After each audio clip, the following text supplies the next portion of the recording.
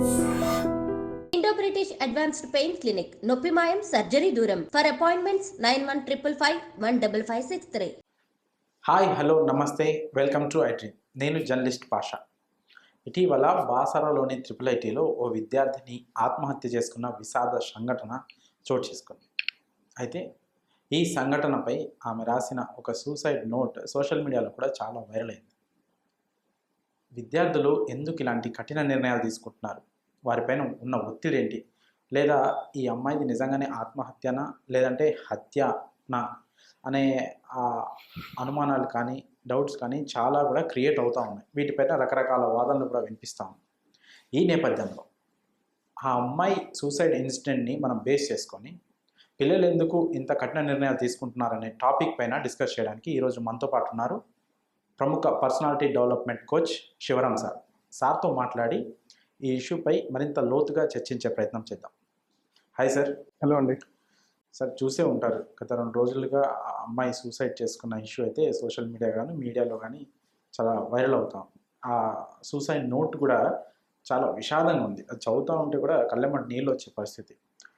మీరు కూడా నోట్ చూసే ఉంటారు, చదివే ఉంటారు. సో ఆ నోట్ చూసినప్పుడు మీకు ఏమనిపించింది సార్? ఆ అమ్మాయి మెంటల్ కండిషన్, మెంటల్ స్టేటస్ కానీ ఎలా మనం దాన్ని అనలైజ్ చేయాలి? మొట్టమొదటిగా అండి, ఇంటర్వ్యూ చూస్తున్నటువంటి ప్రేక్షకులకు నేను ఒక ఓపెన్ ఛాలెంజ్ చేస్తున్నాను. ఇంటర్వ్యూ కంప్లీట్గా చూసే ప్రయత్నం చేయండి. ఎప్పుడు కూడా ఏ ఇంటర్వ్యూస్లో కూడా నేను ఈ మాట చెప్పలేదు. ఎందుకంటే ఈ ఇంటర్వ్యూ చూస్తున్నటువంటి మీరు కంప్లీట్గా చూసినట్టయితే మీకు అసలు సుసైడ్ చేసుకోవాలనే ఆలోచన కూడా మీకు రాదండి. నేను ఛాలెంజ్ చేస్తున్నాను. మీకు సుసైడ్ చేసుకోవాలనే ఆలోచననే రానప్పుడు సుసైడ్ చేసుకోవడం అనే అవకాశమే ఉండదు. ఓకే, ఇప్పుడు మనం సబ్జెక్టులకు వెళ్తే పాషా గారు, ఏదైతే బాసరా ఐఐటి అని వాడుక భాషలో ఏదైతే మనం బాసరా ఐఐటి అంటామో ఒకసారి దాని గురించి క్లియర్గా తెలుసుకునే ప్రయత్నం చేద్దాము. 2008లో దివంగత ముఖ్యమంత్రి రాజశేఖర్ రెడ్డి గారి నుంచి వచ్చినటువంటి ఆలోచననే Rajiv Gandhi university of knowledge and technology. గ్రామీణ రూరల్ స్టూడెంట్స్ కి ఇది ఒక సువర్ణ అవకాశం వారు కల్పించినటువంటి 2008లో. అంటే ఇది ఉమ్మడి ఆదిలాబాద్ జిల్లా, ప్రస్తుత నిర్మల్ జిల్లాలో బైన్సా అనే ప్రాంతం, బాసరా అనే ప్రాంతంలో ఉంది కాబట్టి దీన్ని బాసరా ఐఐటిగా వాడుక భాషలో పిలవడం జరుగుతుంది. అయితే తెలంగాణలో మన బాసరా చూసుకుంటే, ఆంధ్రాలో నూజివీడు కానీ, ఇడుపులపాయ కానీ, శ్రీకాకుళము, ఒంగోలు ప్రాంతంలో ఈ ఐఐటి అని ఉన్నాయన్నమాట. అంటే ఐఐటి అంటేనే Indian institute of information and technology అని ఫుల్ ఫామ్ ఉందన్నమాట. అయితే ఇక్కడ చాలా మంది కొంతమంది భ్రమపడతారు, ఐఐటి ఐఐటి రెండు ఒకటే అనే భ్రమలో ఉన్నారు. యాక్చువల్లీ ఐఐటి వేరు, ఐఐటి వేరు. ఐఐటి అంటే ఇండియన్ ఇన్స్టిట్యూట్ ఆఫ్ టెక్నాలజీ, ఇదేమో Indian institute of information and technology. అదేమో ఐఐటి వచ్చేసేమో ఇంటర్మీడియట్ లో జేఈఈ మెయిన్స్ లో ఎవరైతే టాపర్ అవుతారో, ఉత్తీర్ణత పొందుతారో వారికి అందులో సీటు అవైలబుల్ ఉంటుంది. ఇక్కడ ఐఐటి ఏంటంటే, ఇక్కడ 10th ఎవరైతే గవర్నమెంట్ స్కూల్లో చదివినటువంటి 10th టాపర్స్ ఉన్నారో వారికి ఇందులో సీట్స్ ఫస్ట్ ప్రయారిటీ కింద వారికి ఇవ్వడం జరుగుతుంది. దాని తర్వాత ప్రైవేట్ స్కూల్ వారికి ఇవ్వడం జరుగుతుంది. ఈ ఐఐటి బాసరా ఐఐటి విషయానికి వస్తే, ఇక్కడ 6 years కోర్సెస్ అనేవి వాళ్ళు రన్ చేస్తున్నారు. అంటే 2 years వచ్చేసి పియూసి అంటారు, అంటే ప్రీ యూనివర్సిటీ కోర్సెస్, అంటే ఇంటర్మీడియట్ అని చెప్పుకోవచ్చు, inter first year second year. మిగతా 4 years వచ్చేసి బీటెక్ అనమాట. అంటే కంప్లీట్ గా 6 years బాసరా ఐఐటిలో. అంటే ఒకసారి స్టూడెంట్ కనుక వెళ్తే కంప్లీట్ 6 years తర్వాత ఒక ఉద్యోగంతో బయటికి వెళ్తాడు అనమాట. ఇది రాజశేఖర్ రెడ్డి గారి ఉద్దేశం. అంటే 6th year లో క్యాంపస్ ఇంటర్వ్యూస్ జరుగుతాయి. ఆ ఇంటర్వ్యూస్ లో వారు ఉద్యోగం పొంది 6th year తర్వాత వారు ఉద్యోగంతో బయటికి వెళ్ళాలి అనేది వారి కాన్సెప్ట్. అంటే ఈ కాలేజ్ లో, యూనివర్సిటీలో చదువుతున్న వాళ్ళందరూ కూడా ఫ్రీ ఆఫ్ కాస్ట్, అంటే వాళ్ళకి ఫీ రియంబర్స్మెంట్ కానీ, లేదంటే స్కాలర్షిప్ కానీ, ఈ విధమైన ఫెసిలిటీస్ తోని ఫ్రీగా రెసిడెన్షియల్ క్యాంపస్ ని బాసరా ఐఐటిగా అంటారు. దాని ఒరిజినల్ పేరు వచ్చేసి Rajiv Gandhi university of knowledge and technology. ఇది కేవలం ఉద్దేశం, రాజశేఖర్ రెడ్డి గారు పెట్టిన ఉద్దేశమే రూరల్ విద్యార్థులకు ఐఐటి స్టాండర్డ్స్ యొక్క ఎడ్యుకేషన్ అందాలనే సంకల్పంతో ఇది పెట్టడం జరిగింది. అయితే ఇప్పుడు ఇందులో దాదాపుగా 9 డిపార్ట్మెంట్స్ ఉంటాయి. ఏదో బీటెక్ లో చూసుకుంటే బయోసైన్స్ కానీ, కెమికల్ ఇంజనీరింగ్ కానీ, కెమిస్ట్రీ కానీ, సివిల్ ఇంజనీరింగ్ కానీ, సిఈసి కానీ, ఇలా కొన్ని కోర్సెస్ ఉంటాయి అన్నమాట. అయితే ఇప్పుడు ఈ 2-3 days నుంచి బాసరా ఐఐటి మళ్ళీ వార్తల్లోకి వచ్చింది. అది మనందరికీ తెలిసిన విషయమే, ఎలక్ట్రానిక్, సోషల్, ప్రింట్ మీడియాలో మనం చూసాము. స్వాతి ప్రియ అనే అమ్మాయి సుసైడ్ చేసుకోవడం వల్లే మళ్ళీ కాలేజ్ పేరు అనేది, యూనివర్సిటీ పేరు అనేది మళ్ళీ వార్తల్లోకి నిలిచింది. అయితే మనం కరెక్ట్గా 1 year బిఫోర్ చూసుకుంటే, బీఆర్ఎస్ ప్రభుత్వంలో అప్పుడు సబితా ఇంద్రారెడ్డి గారు ఎడ్యుకేషన్ మినిస్టర్, అంటే దాదాపు సబితా గారు కేటీఆర్ కూడా ప్రత్యేకంగా 2-3 టైమ్స్ యూనివర్సిటీ కూడా విజిట్ చేయాల్సినటువంటి సందర్భం. అంటే అప్పుడు అక్కడ ఉన్నటువంటి అధ్యాపకులు లైంగికంగా వేధిస్తున్నారని ఒకటి, రెండోది మాకు ఫుడ్ కూడా సరిగ్గా పెట్టట్లేరని కోణంలో విద్యార్థులు ధర్నా చేయడం, అప్పుడు దాదాపుగా ఒక 1 మంత్ వరకు వార్తల్లో నిలిచింది ఇది. ఇప్పుడు చూస్తే ఏకంగా సుసైడ్ అనే బాంబుతోని మళ్ళీ వార్తల్లోకి రావడం జరిగింది స్వాతి ప్రియ అనే అమ్మాయి. ఇప్పుడు స్వాతి ప్రియ అనే అమ్మాయిని కొద్దిసేపు అంటే ఆవిడ డీటెయిల్స్ కనుక చూస్తే నిజామాబాద్, ఉమ్మడి నిజామాబాద్ ఆర్మూర్ మండలంకి చెందినటువంటి అమ్మాయి, పర్కెట్ అనే గ్రామానికి చెందినటువంటి అమ్మాయి, 17-18 ఇయర్స్ అన్నమాట. అయితే ఇక్కడ మనం పరిశీలిస్తే పాషా గారు, అమ్మాయి వచ్చేసి intermediate second year, PUC second year అన్నమాట. అంటే మనకు క్లియర్ గా ఇక్కడ ఒక విషయం అర్థమవుతుంది, అమ్మాయి ఫస్ట్ ఇయర్ స్టూడెంట్ కాదు, సెకండ్ ఇయర్ స్టూడెంట్. ఎప్పుడైనా గుర్తుపెట్టుకోండి, ఒకవేళ అంటే యూనివర్సిటీలో ర్యాగింగ్ జరిగింది కాబట్టి అమ్మాయి సుసైడ్ చేసుకుందని ఎవరైతే అనుకుంటున్నారో వారికి నా సమాధానం ఏంటంటే, అమ్మాయి ఫస్ట్ ఇయర్ స్టూడెంట్ కాదు ర్యాగింగ్ జరగడానికి, సెకండ్ ఇయర్, అంటే ఆల్రెడీ సీనియారిటీ బెల్ట్ లోకి వచ్చేసింది. దాదాపుగా ఆమె యూనివర్సిటీకి వచ్చి కూడా 1.5 సంవత్సరం గడిచింది. అంటే ఇక్కడ ర్యాగింగ్ అనే సబ్జెక్టు అమ్మాయికి దరిదాపులు కూడా తాకలేదనేది మనకు క్లియర్ గా విశ్లేషణ తెలిసింది. పోలీస్ డిపార్ట్మెంట్ నుంచి కూడా మనకు అలాంటి ఇన్ఫర్మేషన్ వచ్చింది అనమాట. అయితే ఉమ్మడి ఆంధ్రప్రదేశ్ లో రాజశేఖర్ రెడ్డి గారు ఈ యూనివర్సిటీ 2008లో ప్రారంభించారు. ఇప్పుడు 2024లో, అంటే 2008 నుంచి 2024, ఒకవేళ మనం ఈ బాసరా త్రిబుల్-ఐటీ అనాలిసిస్ చూసుకుంటే, అంటే ఎస్పెషల్లీ ఆత్మహత్యల విషయంలో చూసుకుంటే, దాదాపుగా నా రీసెర్చ్ లో 26 మంది పిల్లలు చనిపోయారు. అంటే ఇది నాట్ ఏ జోక్ అన్నమాట. అంటే ఒకే యూనివర్సిటీకి సంబంధించి 26 మంది పిల్లలు సుసైడ్ చేసుకోవడం అనేది చాలా పెద్ద విషయంగా చెప్పవచ్చు. అయితే ఈ సుసైడ్స్ ఎందుకు జరుగుతున్నాయి, అసలు పిల్లలు సుసైడ్ కి ఎందుకు ఇమీడియట్ గా స్టెప్ తీసుకుంటున్నారు అనే విషయంలో మనం క్లియర్ గా అనాలిసిస్ చేసే ముందు, మనకు NCRB అని ఉంటుంది, నేషనల్ క్రైమ్ రికార్డ్స్ బ్యూరో అనే సంస్థ, వారు 2021-2022 క్లియర్ గా ఒక అనాలిసిస్ అనేది ఇచ్చారు. ఏం అనాలిసిస్ ఇచ్చారంటే, భారతదేశ వ్యాప్తంగా 18 ఇయర్స్ నుంచి 30 ఇయర్స్ లోపు ఉన్నటువంటి పిల్లలు దాదాపుగా 36% మంది సుసైడ్ కి అటెంప్ట్ చేశారు. అంటే 2021లో 1,63,000 మంది ఓవరాల్ గా సుసైడ్ లో చనిపోతే, అందులో 35% 18 ఇయర్స్ నుంచి 30 ఇయర్స్ ఉన్నవారు చనిపోయారని నేను చెప్పడం కాదు, డైరెక్ట్ వారి వెబ్సైట్ లో ఉన్నటువంటి విషయం చెప్తున్నాను. అదే 2022 చూసుకుంటే ఒక పర్సెంటేజ్ పెరిగింది తప్ప తగ్గలేదు, అంటే 36% ఉందన్నమాట 18 ఇయర్స్ నుంచి 30 ఇయర్స్ చూసుకుంటే. అంటే ఇప్పుడు మన స్వాతి ప్రియ ఏజ్ చూసుకున్నా కూడా దాదాపుగా మనకు 17-18 ఇయర్స్ అనేది తెలుస్తుంది. అయితే ఇక్కడ సుసైడ్ ఎందుకు చేసుకుంటున్నారు పిల్లలు అనేది మనం ఒక్కసారి పరిశీలిస్తండి. దీనికి అనేక కారణాలు ఉన్నాయి. అంటే లవ్ ఎఫర్స్ కానివ్వండి, లేదా పేరెంట్స్ మానిటరింగ్ సబ్జెక్ట్ కానివ్వండి, అంటే పేరెంట్స్ పట్టించుకోకపోవడం కానివ్వండి, ఏదో హాస్టల్ వదిలేసామని కాకుండా టీచర్స్ మానిటరింగ్ అనేది ఒక సబ్జెక్ట్ ఉంటుంది, రిలేషన్ మానిటరింగ్ అనే సబ్జెక్ట్ ఉంటుంది, ఫ్రెండ్స్ తో ఎలా ఉంటున్నారు, ఫ్రెండ్స్ మానిటరింగ్ ఏంటి అనేది ఒక సబ్జెక్ట్ లో చూసుకున్నా. ఈ విధంగా చూసుకుంటే వారి లైఫ్ అంబిషన్, వారి లైఫ్ గోల్, అంటే ఇవన్నీ కోణాలు మనం విశ్లేషించాల్సిన అవసరం ఉంది. అంటే ఎక్కువ శాతం సుసైడ్ చేసుకుంటున్న వారితో, లేదా సుసైడ్ ఆల్రెడీ అటెంప్ట్ చేసిన వారితో నేను పర్సనల్ గా మాట్లాడినప్పుడు వారు చెప్పిన విషయాలు ఏంటంటే, సార్ నాకున్నటువంటి బాధలు ఎవరికీ లేవు, నేను ఎవరితోనైనా నా బాధలు షేర్ చేసుకుందామంటే కనీసం నా బాధ వినే నాదుడే లేడు, అంటే నాకున్నటువంటి ప్రాబ్లమ్స్ నేను షేర్ చేసుకునే పరిస్థితిలో లేను, అంటే ఇన్సెక్యూర్ ఫీలింగ్ లో ఎవరైతే ఉంటారో వారు సూసైడ్స్ కి ఎక్కువగా ప్రయారిటీ ఇస్తున్నారు. అంటే ఫర్ ఎగ్జాంపుల్ పాషా గారు, ఇప్పుడు నేనున్నాను అంటే మనిషి 2 రకాలు ఉంటారు. ఒకటి ఏదైనా కూడా షేర్ చేసుకుంటారు ఇమీడియట్ గా, వారిలో సూసైడ్ చేసుకునే ఆలోచన అనేది రాదు.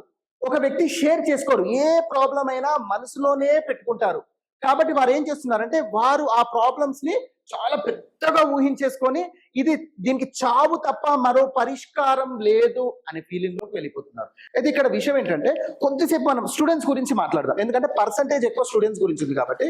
నేను పేరెంట్స్ అందరికీ మీ ఐ డ్రీమ్ ద్వారా నేను ఒక విజ్ఞప్తి, పేరెంట్స్ అంటే ఫస్ట్ నుంచి 10th స్టాండర్డ్ ఒక సెగ్మెంట్ తీసుకుంటే, ఇంటర్మీడియట్ ఒక సెగ్మెంట్ తీసుకుంటే, ఇంజనీరింగ్ ఒక సెగ్మెంట్ తీసుకుంటే, పోస్ట్ గ్రాడ్యుయేషన్ ఒక సెగ్మెంట్ తీసుకుంటే, మీ పిల్లలను మీరు మానిటరింగ్ చేస్తున్నారా ఒకసారి ఆలోచించండి.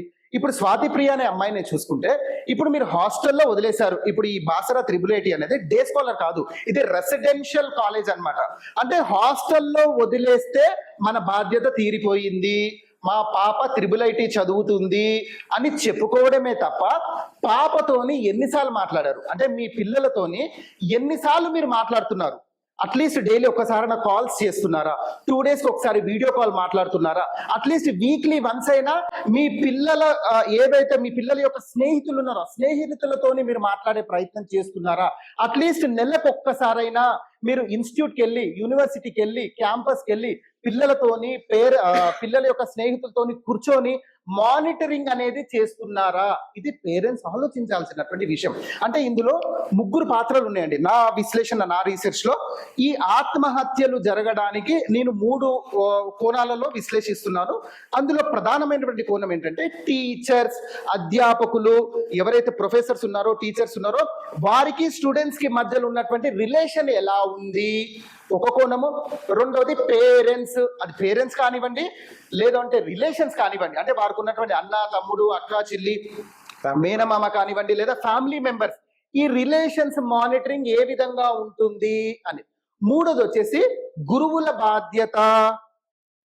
బాధ్యత. అంటే వారు ఏ కమ్యూనిటీకి సంబంధించిన వారైనా వారి కమ్యూనిటీస్ కి గురువులు అనేవారు ఉంటారు. అంటే క్రిస్టియన్స్ ని చూసుకుంటే పాస్టర్స్, బిషప్స్ కానివ్వండి, ముస్లిమ్స్ ని చూసుకుంటే మౌలానాలు, ఆలింలు కానివ్వండి, అలాగే మన హిందువులను చూసుకుంటే పురోహితులు, వేద పండితులు కానివ్వండి, వీరి మీద కూడా బాధ్యత.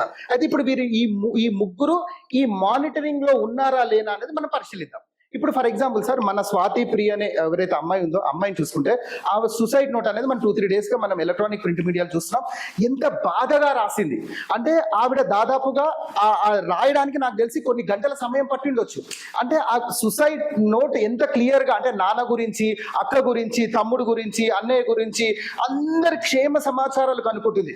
ఏదైతే ఇంత ఓపికగా లెటర్ రాసిందో జస్ట్ ఇందులో ఒక 1% ఆమె డేర్ చేసి గనక ఇదే ప్రాబ్లం వాళ్ళ తల్లికి చెప్పినా, వారి తండ్రికి చెప్పినా, వారి అన్నకి చెప్పినా, వారి అక్కకి చెప్పినా, వారి చెల్లికి చెప్పినా ఇప్పుడు ఈ పరిస్థితి ఇలా ఉండేది కాదు. అంటే పరిస్థితి ఎలా అయిపోయిందంటే పిల్లల్ని స్కూల్లో వదిలేసాము, పిల్లల్ని యూనివర్సిటీలో వదిలేసాము, మా బాధ్యత అయిపోయింది అనే పేరెంట్స్ ఆ కోణంలో ఉన్నారు. అసలు పిల్లల బిహేవియర్ ఎలా ఉంటుంది, స్కూల్కి వెళ్ళేటప్పుడు బిహేవియర్ ఎలా ఉంటుంది, కాలేజ్కి వెళ్ళేటప్పుడు బిహేవియర్ ఎలా ఉంటుంది, తిరిగి వచ్చేటప్పుడు బిహేవియర్ ఎలా ఉంటుంది, వారు ఏ స్నేహితులతో జర్నీ చేస్తున్నారు, వారి క్లాస్ లో ఉన్నటువంటి ఆ సిచ్యువేషన్స్ ఎలా ఉన్నాయి, టీచర్స్ ఎలా ఉన్నారు, అక్కడ ఉన్నటువంటి గేట్ దగ్గర ఉన్న వాచ్మ్యాన్ పరిస్థితి ఎలా ఉంది, బస్సు డ్రైవర్ పరిస్థితి ఎలా ఉంది, ఇవన్నీ కోణాలలో విశ్లేషించాలి అని చెబుతున్నా. ఎందుకంటే మీరు కట్టే ఫీజులో నుంచే ఆ యూనివర్సిటీ వాళ్ళు వారి యొక్క స్టాఫ్ కి సాలరీస్ ఇస్తారు. అంటే మీ మీద కంప్లీట్ బాధ్యత ఉంది. ఇంటి నుంచి బయటికి వెళ్ళినటువంటి నా పిల్లలు మళ్ళా తిరిగి ఇంటికి ఏ పద్ధతిలో వస్తున్నారు, ఈ మానిటరింగ్ అనేది లేకుండా పోయింది. రిలేషన్స్ వాల్యూస్ వెళ్ళిపోయాయి. ఇప్పుడు నేను అడుగుతున్నానండి, అక్క పిల్లలు కానీ, తమ్ముడు పిల్లలు కానీ, అన్న పిల్లలు కానీ, చెల్లె పిల్లలు కానీ, అమ్మ కానీ, నాన్న కానీ ఎవరు ఈ బాధ్యత తీసుకుంటున్నారు? ఇప్పుడున్న పరిస్థితిలో ఈ బాధ్యత నుంచి దూరం అయిపోయారు. తద్వారా ఎవరైతే సూసైడ్ చేసుకోవాలనుకుంటున్నారో వాళ్ళ అలోన్నెస్ అనేది పెరిగిపోయింది. అలోన్నెస్ ఎప్పుడైతే మనిషిలో వస్తుందో, అంటే నేను ఒంటరితనాన్ని, నాకు ఎవ్వరూ లేరు, నీ చుట్టుముట్టు 1,00,000 మంది ఉన్నా కూడా నువ్వు ఎప్పుడైతే ఒంటరిగా ఫీల్ అవుతున్నావో అప్పుడు ఇలాంటి ఆలోచనలు వస్తాయి. కానీ చనిపోతే నా ప్రాబ్లమ్స్ క్లియర్ అయిపోతాయి అనుకోని చనిపోతున్నారు ఎవరైతే సూసైడ్ చేసుకొని. కానీ వారందరికీ నేను చెబుతున్న విషయం ఏంటంటే, అమ్మా చనిపోతే ప్రాబ్లమ్స్ క్లియర్ కావు, ఆ క్షణం నుంచే ప్రాబ్లమ్స్ క్రియేట్ అవుతాయి అనే విషయం మనం తెలుసుకోవాలి. ఒకటి, మరణానంతరం ఒక జీవితం ఉంది, ఈ ఆత్మహత్య చేసుకున్న వారికి కూడా పనిష్మెంట్స్ ఉన్నాయి అని గురువులు బోధించాలి, కౌన్సిలింగ్ సెంటర్స్ పెట్టాలి. రెండోది, మీరు చనిపోయిన తర్వాత మీ తల్లిదండ్రులకు, మీ ఫ్యామిలీ మెంబర్స్ కి, మీ బ్లడ్ రిలేషన్స్ కి మీరు కలిగిస్తున్నటువంటి బాధ అంతా ఇంత కాదు. మీరు చనిపోయి ప్రాబ్లమ్స్ క్లియర్ అయిపోయినని వెళ్తున్నారు, కానీ ప్రాబ్లమ్స్ అప్పుడే ఎంటర్ అవుతున్నాయి. ఇప్పుడు చూడండి, ఇప్పుడు స్వాతిప్రియ తల్లిదండ్రుల పరిస్థితి చూసుకున్నా ఎంత బాధగా ఉంది. అంటే ఇలా చూసుకుంటూ పోతే ఒక వ్యక్తి ఎప్పుడు కూడా అలోన్ ఉంటే ఆ వ్యక్తిని మనం ఎప్పుడు దగ్గరికి తీసుకునే ప్రయత్నం చేయాలి. ఆ వ్యక్తికి ఉన్న ప్రాబ్లమ్స్, ఇదొక ప్రాబ్లమ్ ఆరా, నేను సాల్వ్ చేస్తా అని స్నేహితుడో, తల్లియో, తండ్రియో, ఈ విధమైన రిలేషన్స్ ని మనం పిల్లలకి ఇవ్వాల్సినటువంటి అవసరం ఉంది అని చెప్తున్న పాష గారు. బాసర ఇష్యూ తీసుకుంటే సార్, పేరెంట్స్ మానిటరింగ్ గురించి చెప్పారు. కాకపోతే ఆ ఇన్స్టిట్యూట్లో ఉన్న పిల్లలు రూరల్ బ్యాక్గ్రౌండ్ నుంచి వచ్చిన వాళ్ళు ఉంటారు. చాలామంది మంచి 10th క్లాస్లో మంచి మార్కులతో పాస్ అయిన వాళ్ళు కూడా వాళ్ళ పేరెంట్స్ డైలీ లేబర్ గానో వ్యవసాయ కూలీ గానో పనిచేస్తూ ఉంటారు.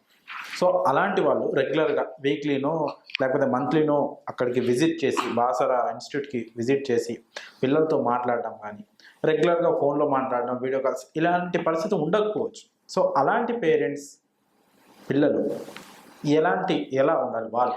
సార్ ఇప్పుడు బాసరా IIITని కొద్దిసేపు పక్కన పెడితే అసలు సూసైడ్స్ ఎక్కువ జరుగుతున్నటువంటి స్టూడెంట్స్ లో, ఎస్పెషల్లీ స్టూడెంట్స్ లో మనం ఒకవేళ అనాలిసిస్ తీసినట్టయితే ఎక్కువ శాతం లవ్ అఫైర్స్ అనేది క్లియర్ గా తెలుస్తుంది మనం. ఫస్ట్ సీరియల్ నెంబర్ 2 ఏంటంటే నాకున్నన్ని బాధలు ఇంకెవ్వరికి లేవు, నేను ఒక అలోన్, అంటే నేను ఒంటరి జీవితాన్ని గడుపుతున్నాను, కనీసం నా బాధలు చెప్పినా కూడా ఎవరు పట్టించుకోలేనటువంటి పరిస్థితుల్లో ఉన్నారు అనే ఫీలింగ్ లో రెండో స్టెప్ లో క్లియర్ గా తెలుస్తుంది మనకు. అంటే నేను ఏమంటానండి సార్, ఇప్పుడు మీరు అడిగిన ఫస్ట్ స్టెప్ తీసుకుంటే సార్ లవ్ ఇష్యూస్ ఎక్కువ ఉన్నాయన్నారు. అంటే ఇంటర్మీడియట్ ఏజ్ అంటే తెలియని ఏజ్, పూర్తిగా తెలుసని అనుకోలేం, లేకపోతే అసలు తెలియదని కూడా అనుకోలేం. అప్పుడప్పుడే కొన్ని తెలుస్తూ ఉంటాయి కానీ పూర్తిగా తెలియదు ఏ ఇష్యూగా. తొందరగా అట్రాక్ట్ అవుతున్నారు. అలా అట్రాక్ట్ కాకుండా ప్రేమ అనే ఆ జోలికి వెళ్లకుండా ఉండాలంటే విద్యార్థులు వాళ్ళ ఆలోచన ఎలా ఉండాలి?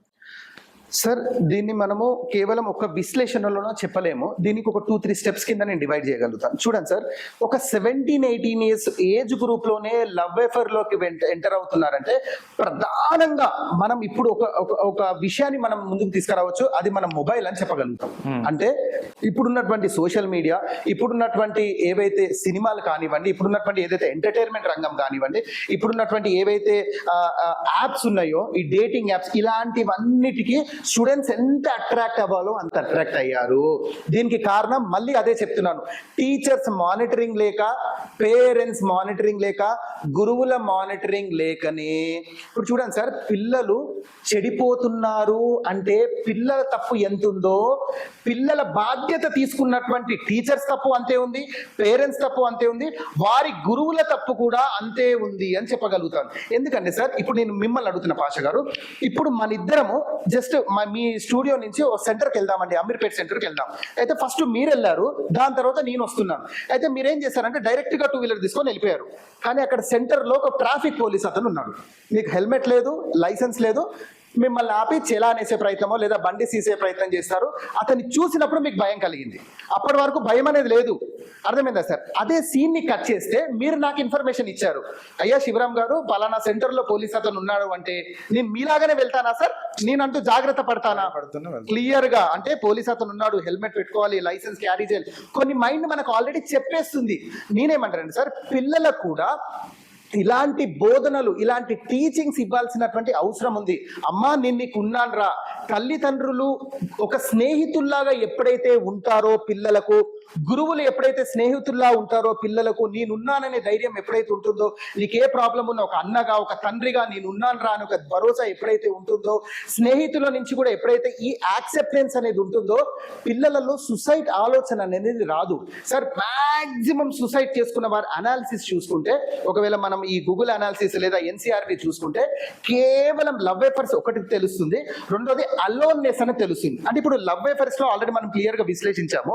ఇప్పుడు నేనేమంటాను సార్, ఈ విషయం పేరెంట్స్ కి తెలిస్తే అది లవ్ అఫైర్ అయినా ఆన్లైన్ బెట్టింగ్ అయినా, అంటే ఆన్లైన్ బెట్టింగ్ లో అమౌంట్ పొడగొట్టుకొని అరే ఈ విషయం పేరెంట్స్ కి తెలిస్తే, మా అన్నకు తెలిస్తే, మా తమ్ముడికి తెలిస్తే, మా అమ్మకి నాన్నకి తెలిస్తే ఏమనుకుంటారో, వాళ్ళ పరువు పోతుందేమో, అంతకంటే బిఫోర్ నేనే చనిపోతే బాగుంటుంది కదా అనే ఆలోచనతో ఇలా చనిపోతున్నారు. అది లవ్ అఫైర్ అయినా ఇలానే ఉంది. అంటే ఈ లవ్ విషయం రేపు మా పేరెంట్స్ తెలిసి ఎక్కడ అవమానంగా ఫీల్ అవుతారేమో, అంతకంటే బిఫోర్ నేనే చనిపోతే బాగుండు కదా అని ఇలా చనిపోతున్నారు.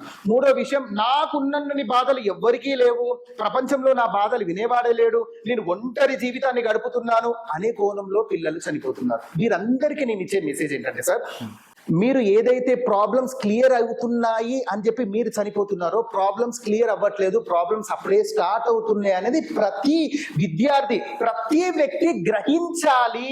ఎలా గ్రహిస్తారు?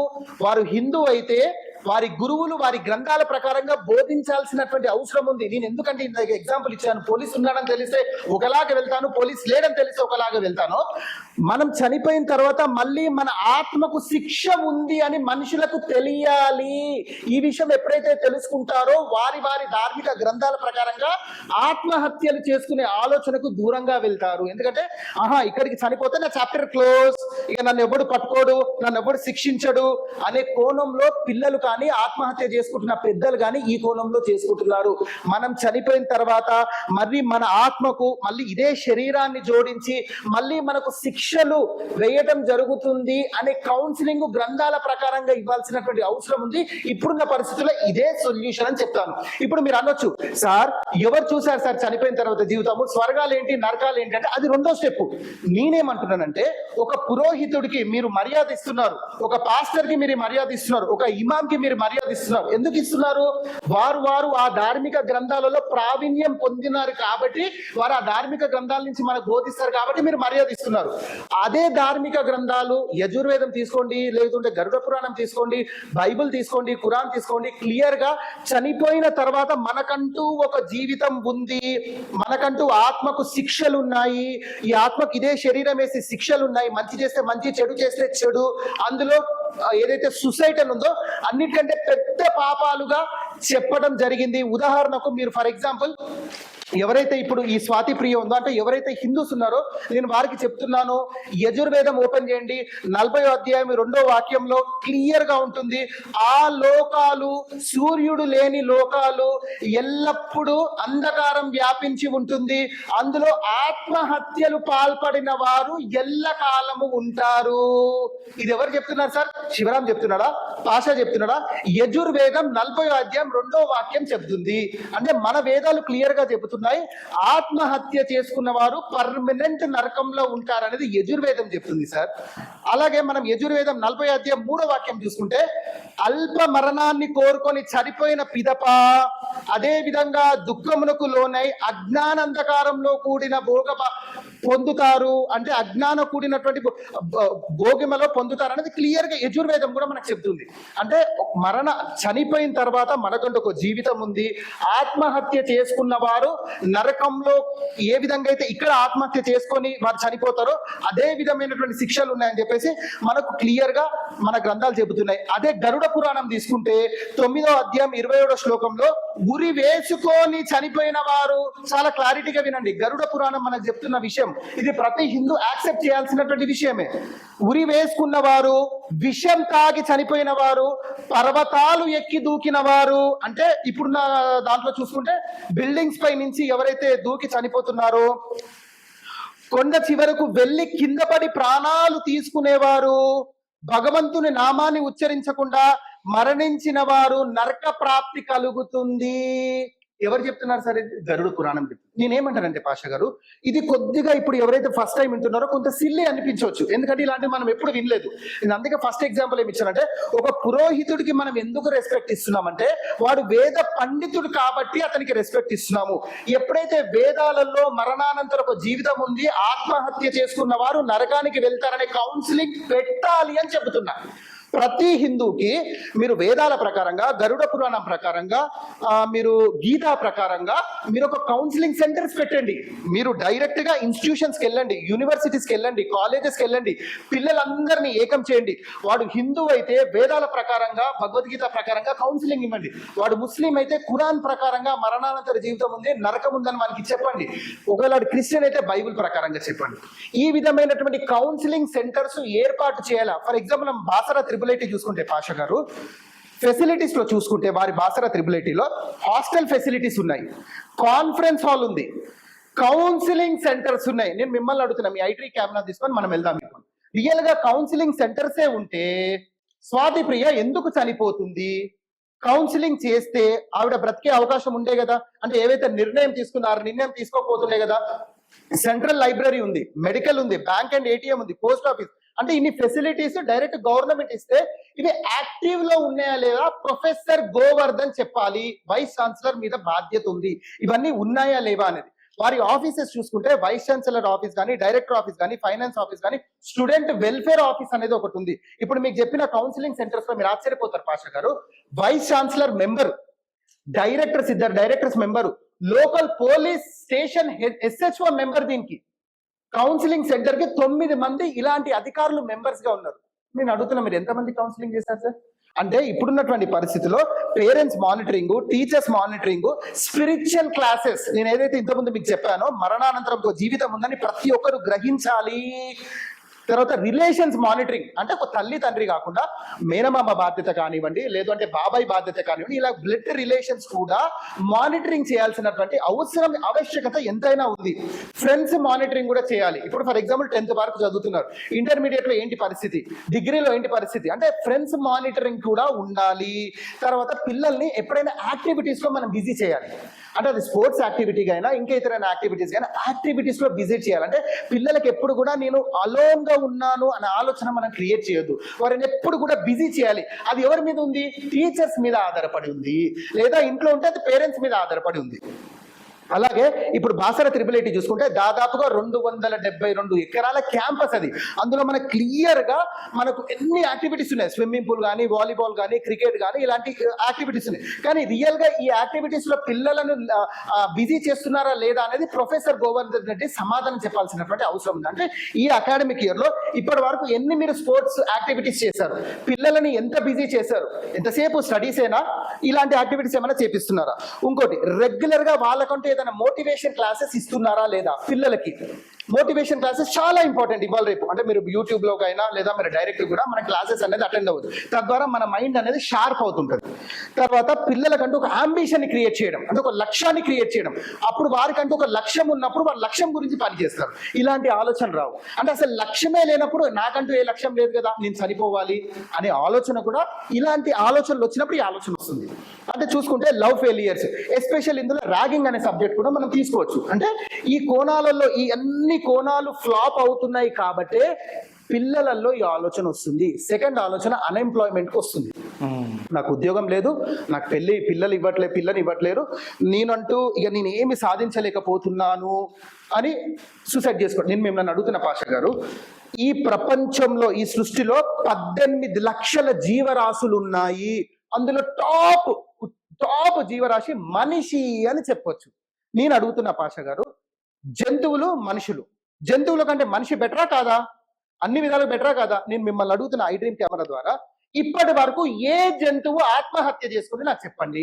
పలానా జూ పార్క్ లో, నెహ్రూ జూ పార్క్ లో ఏనుగుని కట్టేశారని ఏమైనా ఆత్మహత్య చేసుకున్న దాఖలాలు ఉన్నాయా? లేదా స్ట్రీట్ డాగ్స్ రోడ్డు మీద తిరుగుతున్నాయి, నన్ను మాత్రం ఒక ఇంట్లో కట్టేస్తున్నారని ఏదైనా పెట్ డాగ్ ఆత్మహత్య చేసుకున్న దాఖలాలు ఉన్నాయా? అంటే ఒక జంతువే ఆత్మహత్య చేసుకోలేనప్పుడు మనిషికి ఇంత అద్భుతమైనటువంటి ఆలోచన ఇచ్చినటువంటి మనిషి ఎందుకు ఆత్మహత్య చేసుకుంటున్నారు అనేది ప్రతి ఒక్కరూ ఆలోచించాల్సినటువంటి విషయం. ఇప్పుడు మన ప్రధాన ధార్మిక గ్రంథాలు కూడా పరిశీలిస్తే ఈ సృష్టి అంటే దేవుడు మనుషులను సృష్టించిందే పరీక్ష. మీలో ఎవరు మంచి చేస్తారు, ఎవరు చెడు చేస్తారో తెలుసుకోవడానికే దేవుడు ఈ సృష్టిని క్రియేట్ చేశాడు అన్నట్టుగా మన ధార్మిక గ్రంథాలు బోధిస్తున్నాయి. ఇది పిల్లలకి ఎవరు చెప్పాలి? పేరెంట్స్ మీద బాధ్యత ఉంది, గురువుల మీద బాధ్యత ఉంది, టీచర్స్ మీద బాధ్యత ఉంది. అప్పుడే కదా మేము కేవలం టెక్స్ట్ బుక్స్ ని చదవడం కాదు, మనకంటూ ఒక లక్ష్యం ఉంది, దేవుడి లక్ష్యం గురించి మనం గుర్తించాడు, ఆ లక్ష్యానికి రీచ్ అవ్వాలి. నేనేమంటానండి సార్, స్పిరిచువల్ క్లాసెస్ పెట్టండి. టెంపుల్స్కి వెళ్ళినంత మాత్రాన స్పిరిచువల్ కాదు, మసీద్లకు వెళ్ళినంత మాత్రం స్పిరిచువల్ కాదు, చర్చికి వెళ్ళినంత స్పిరిచువల్ కాదు. గ్రంథాలలో ఏమున్నాయి అనే విషయాలు పిల్లలకు బోధించాల్సిన అవసరం ఉంది. తద్వారా ఈ సూసైడ్స్ కి మనకు ఫుల్ స్టాప్ అనేది దొరుకుతుంది. ఎప్పుడైతే పిల్లలకు స్పిరిచువల్ గా మోటివేషనల్ క్లాసెస్ ఇచ్చి, అమ్మా మన జీవితం ఇది, మన లక్ష్యం ఇది, మనమంటూ మన పేరెంట్స్ కి ఈ విధమైనటువంటి రెస్పెక్ట్ ఇవ్వాలి, పేరెంట్స్ మీద మనకి ఈ బాధ్యత ఉంది, మనల్ని నమ్ముకున్న వారు వారికి ఈ బాధ్యత ఉంది అంటే ఇవన్నీ వారికి గుర్తు చేయాల్సినటువంటి అవసరం ఉంది. ఇవన్నీ తెలియపోయేసరికి చిన్న లవ్ అఫైర్, లేదా చిన్న ఈగో డిస్టర్బెన్స్, లేదా చిన్నగా ఏదైనా ర్యాగింగ్ డిస్టర్బెన్స్, అంటే ఏది జరిగినా కూడా ఇమ్మీడియట్ గా ఆలోచన సొసైటీకి ఎందుకు వెళ్తుందంటే మనిషి తన లక్ష్యాన్ని మరిచిపోతున్నాడు. ఎప్పుడైతే తన లక్ష్యాన్ని గుర్తు పెట్టుకుంటాడో ఈ సొసైటీ అనే ఆలోచన రాదు. ఓకే, టీచర్ మానిటరింగ్ గురించి మాట్లాడుకుంటే సార్, ఇప్పుడు చాలామంది పేరెంట్స్ కానీ ఎలా ఉన్నారంటే పిల్లలకి మంచి ర్యాంక్ రావాలనే ఉద్దేశంతో ఉన్నారు. కాలేజ్ ఎడ్యుకేషన్ ఇస్తున్న కాలేజ్ యాజమాన్యాలు కూడా మంచి మంచి ర్యాంకులు వస్తే వాళ్ళ కాలేజ్ కూడా పేరు వస్తుంది అనే మోటోలోనే ఉన్నారు. సో అలాంటి టైంలో టీచర్స్ పైన ఒక ప్రెషర్ ఉంది. పిల్లలకి మీరు ర్యాంకులు తేవడం కోసమే పనిచేయాలి అని ఒక ప్రెషర్ ఉంది.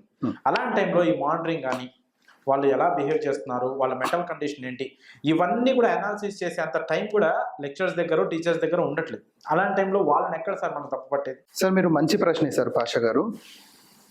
టీచర్స్ కి కేవలము టార్గెట్స్ పిల్లలకు ర్యాంక్ తీసుకురావడమే కాదు, పిల్లల జీవితాలలో వెలుగు తీసుకురావడం కూడా టీచర్స్ పై ఉన్నటువంటి బాధ్యత అని టీచర్స్ గుర్తు పెట్టుకోవాలి.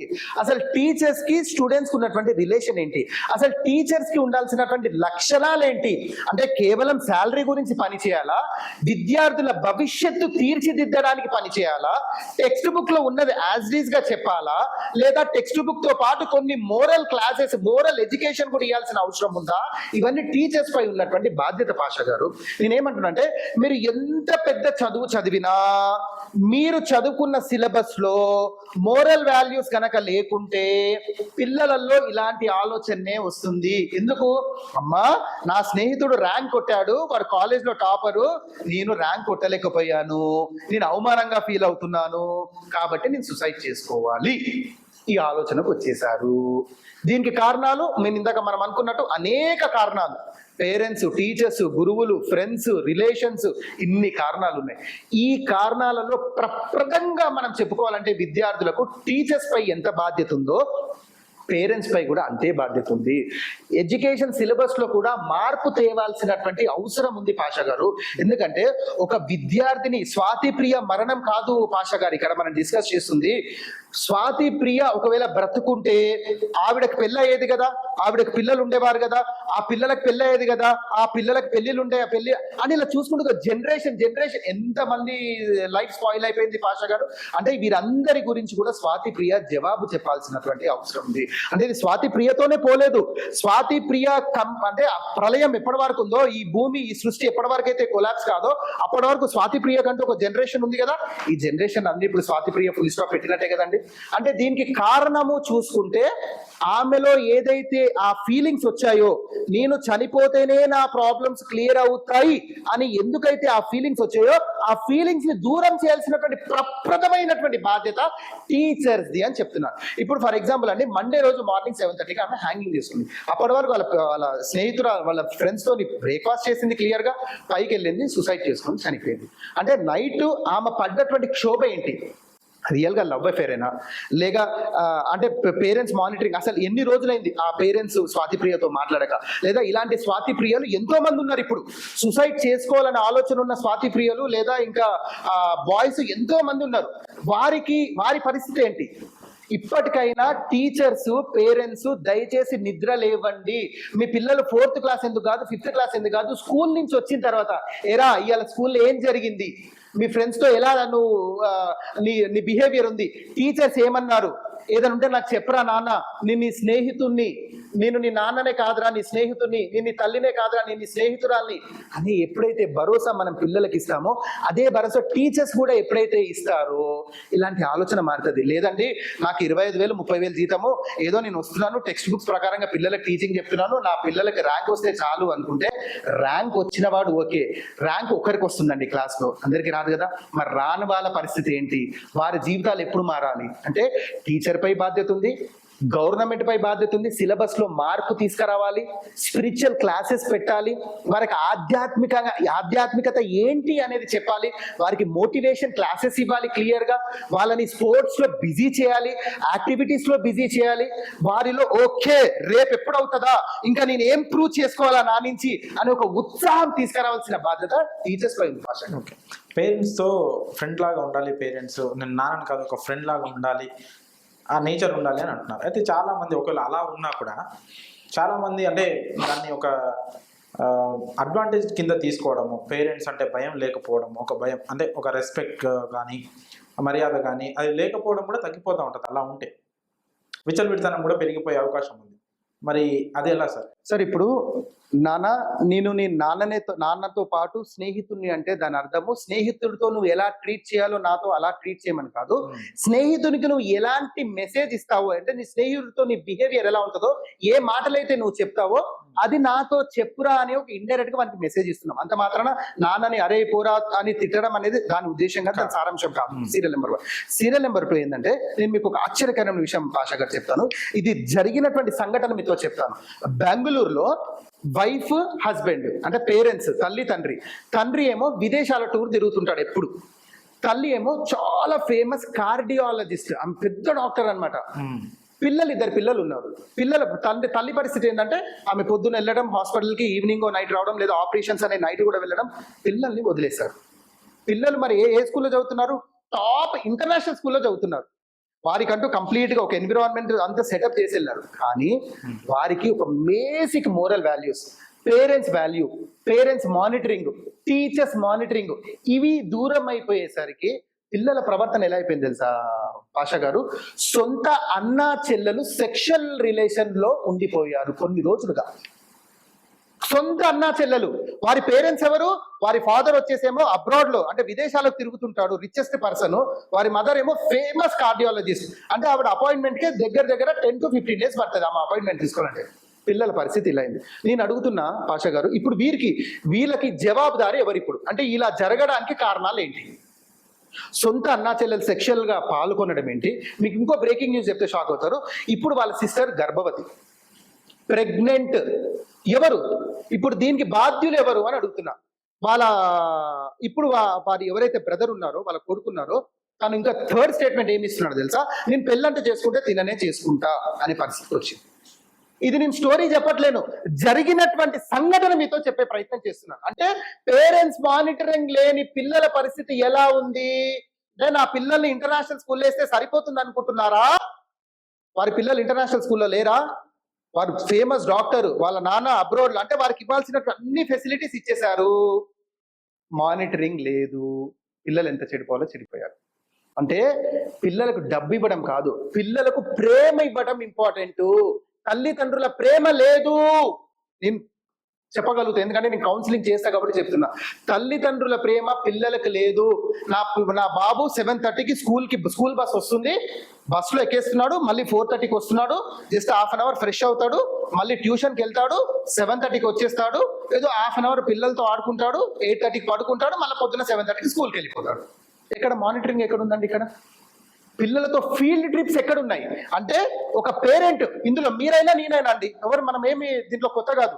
ఒక పేరెంట్ మొబైల్ ఫోన్ కొద్దిసేపు పక్కన పెట్టి పిల్లలతో స్పెండ్ చేసే పేరెంట్స్ ని ఏలతో లెక్క పెట్టొచ్చు పాషా గారు. మొబైల్ ఫోన్ ఒక 2 గంటలు పక్కన పెట్టి వారి పిల్లలతోని ఎంతమంది స్పెండ్ చేస్తున్నారు అని మీ ఐటీఎం ద్వారా నేను పేరెంట్స్ ప్రశ్నిస్తున్నా. ఇలా ఎప్పుడైతే మీరు చేయగలుగుతారో అప్పుడే మీ పిల్లలలో మార్పు చూడగలుగుతారు. అది అన్ని కోణాలలో మార్పు వస్తుంది.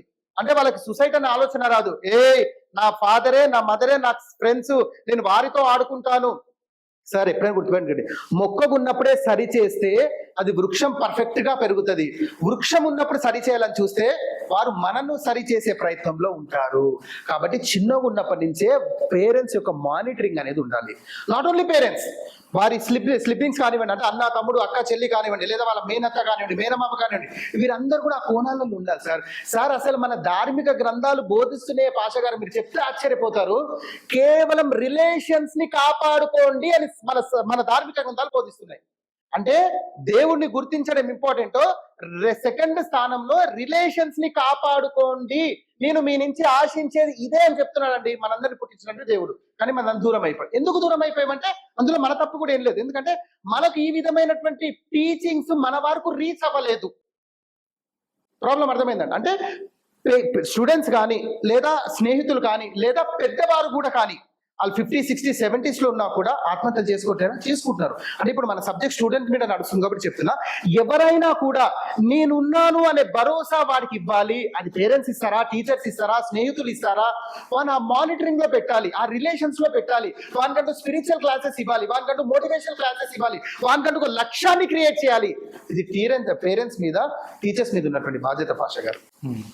సార్ ఇప్పుడు మనం పేరెంట్స్ గురించి మాట్లాడుకున్నాం, అలాగే టీచర్ల గురించి మాట్లాడుకున్నాం. అయితే ఇలాంటి ఆలోచన, అంటే సూసైడ్ చేసుకోవాలి అనే ఆలోచన ఉన్న వాళ్ళపైన సొసైటీ ఎలాంటి ప్రభావం చూపిస్తుంది సార్? సార్ ఇప్పుడు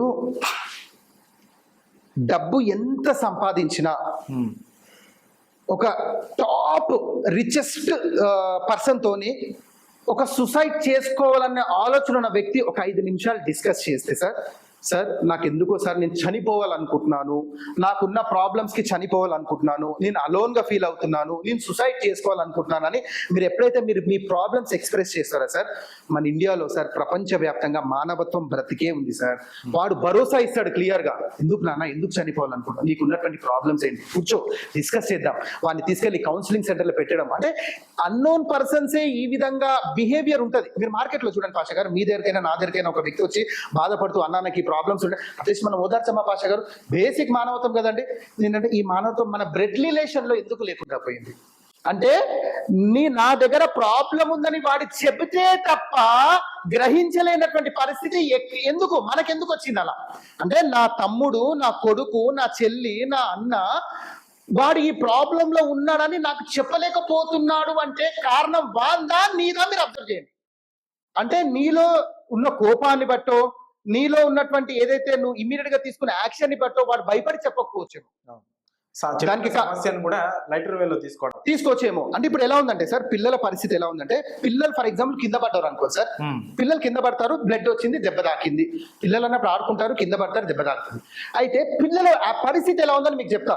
అంటే వారు పేరెంట్స్ దగ్గరకు వచ్చి అమ్మా నాకు దెబ్బ తగిలింది, బ్లడ్ వస్తుంది, నాకు నొప్పి ఉంది అని చెప్పడం పక్కన పెట్టి, ఈ దెబ్బని కవర్ చేస్తూ అమ్మకు తెలిస్తే నన్ను ఎక్కడ కొడుతుందో, నాన్నకు తెలిస్తే నన్ను ఎక్కడ కొడతాడో అని చెప్పి దెబ్బని కవర్ చేసుకునే పరిస్థితి తెచ్చాం సార్ మన పేరెంట్స్.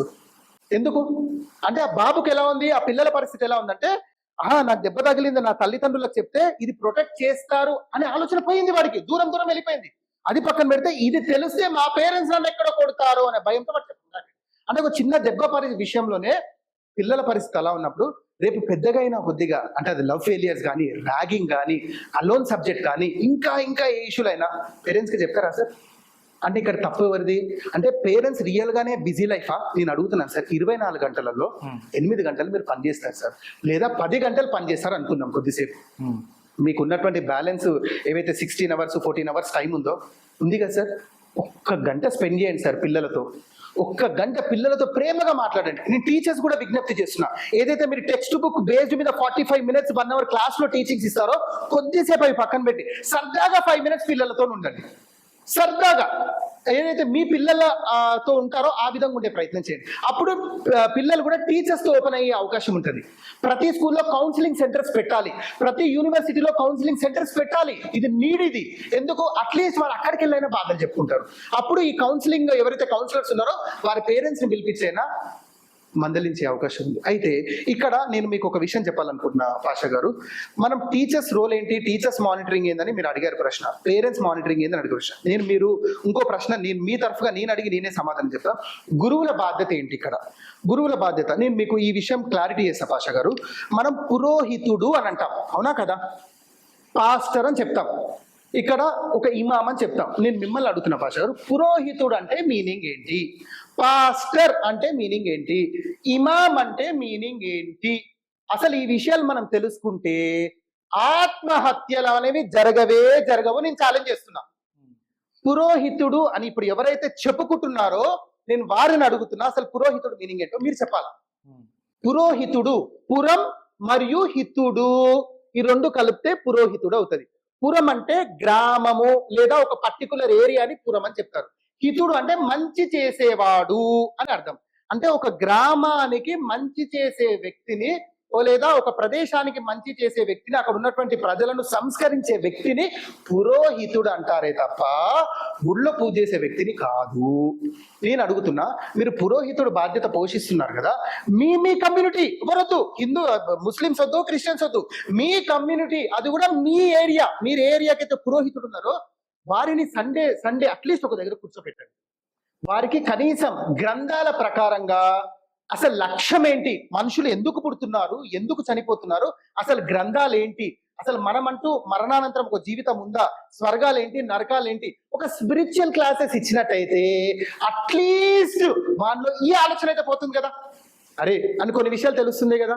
అలాగే మనం ఇమాంని చూసుకుంటే పాషా గారు, ఇమాం అంటేనే మీనింగ్ నాయకుడు.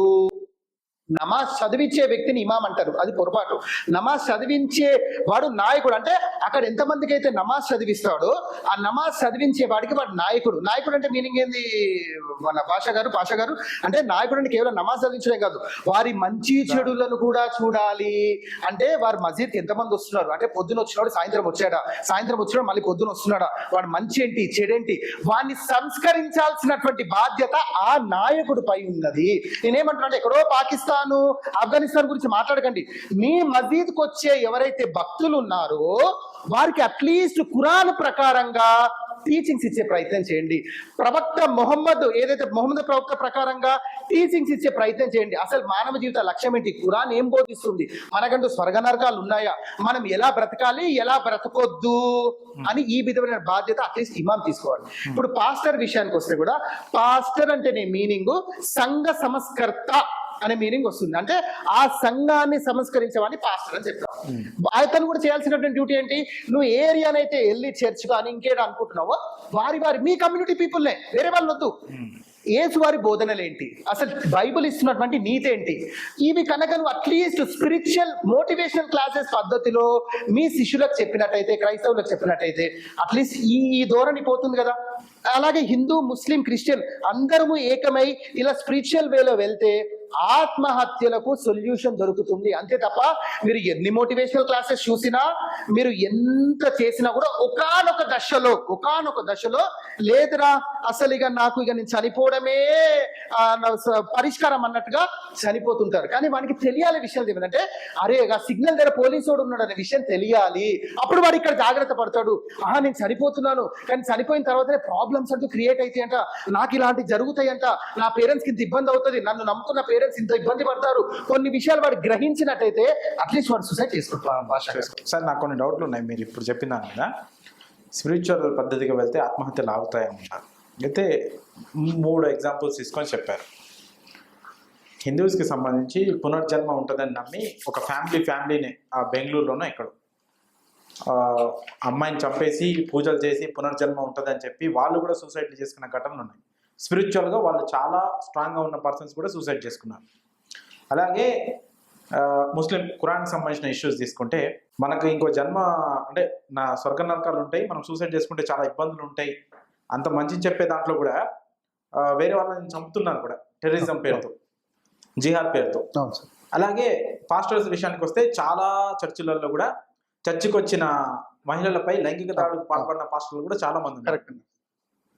ఇవన్నీ కూడా స్పిరిచువల్ గా బలంగా ఉన్న వాళ్ళ దగ్గరే జరుగుతుంది కదా, మరి దీన్ని ఎలా తీసుకోవాలి? మీరు చాలా లాజిక్ క్వశ్చన్ అడిగారు. బహుశా ఇది ఇంటర్వ్యూ చేస్తున్నటువంటి ఇంటెలెక్చువల్స్ ఎవరు ఉంటారో ఇది క్యాచ్ చేస్తుంటారు ఈ పాయింట్ ని. నేను మీకు క్లియర్ గా చెప్పాలనుకుంటున్నాను సార్. నేను మొదటి నుంచి చెప్తుంది ఏంటంటే సార్, గురువులకు దూరంగా ఉండండి, గ్రంథానికి దగ్గరగా ఉండండి అని చెబుతున్నాను. ఎందుకంటే గురువు గ్రంథం ప్రకారంగా బోధించట్లేడు కాబట్టి అది స్పిరిచువల్ క్లాస్ కాదు అని చెబుతున్నాను నేను. గురువు పురోహితుడు ఎప్పుడవుతాడు, ఇమాం ఎప్పుడవుతాడు, పాస్టర్ ఎప్పుడవుతాడు అనే విషయం మీకు క్లియర్ గా చెప్పాను.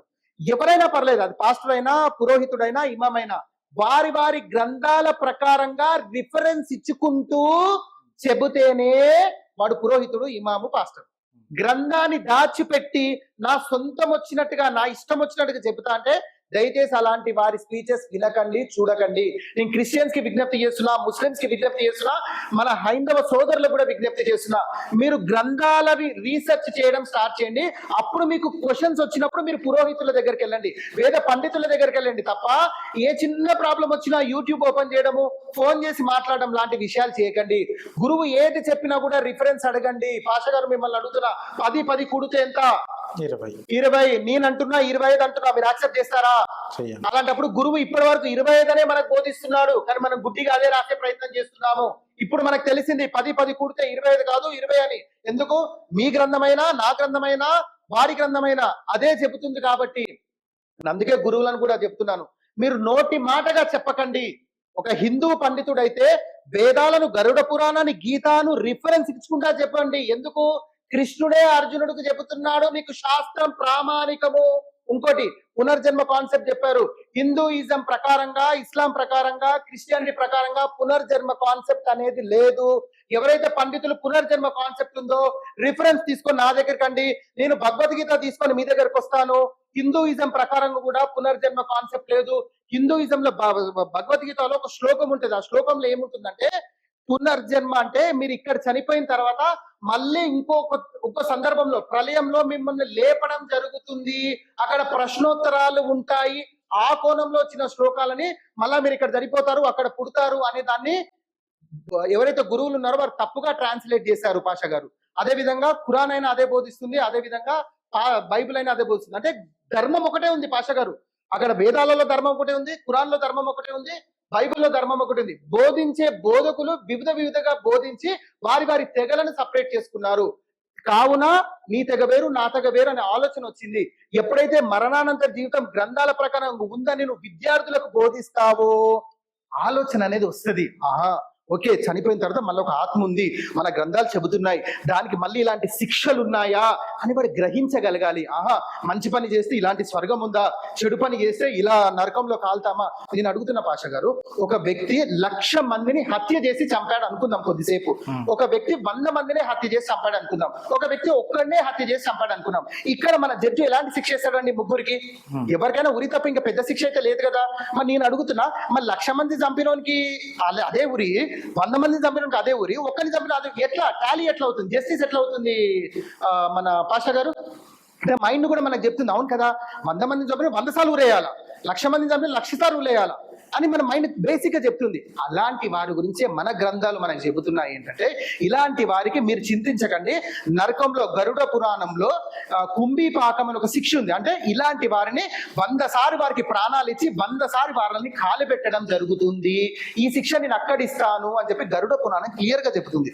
ఖురాన్ లో క్లియర్ గా ఉంది, బైబిల్లో క్లియర్ గా ఉంది. అంటే బోధకులు డిఫరెంట్ గా బోధిస్తున్నారు, గ్రంథం ఇంకోలాగుంది, గ్రంథం ప్రకారంగా బోధించండి.